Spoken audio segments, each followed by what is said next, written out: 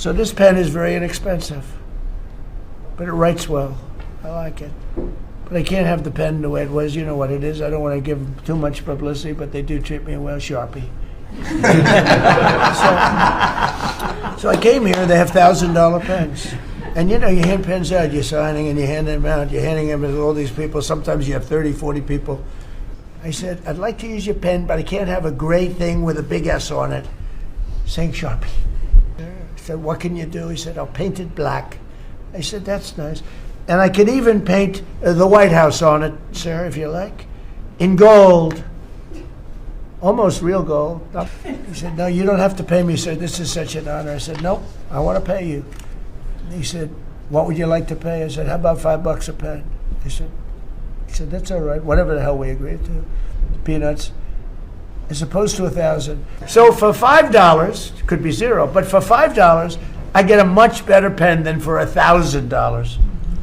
And I can hand them out, and actually they become hot as a pistol. So what can I tell you? Yeah. This is like an episode of Curb Your Enthusiasm or something.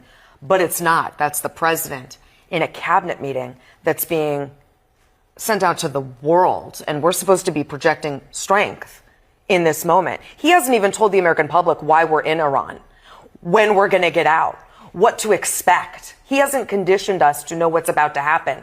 And he's rambling for 4 minutes about Sharpies. It's embarrassing. 4 minutes and 56 seconds, to be exact, Patrick. It's more than embarrassing. It's infuriating, you know, for those of us who wore the cloth of our country. And you know, as he's a Republican, you know, I'm a Democrat. This is an American issue of saying, are you really going to spend 5 minutes talking about a damn pen?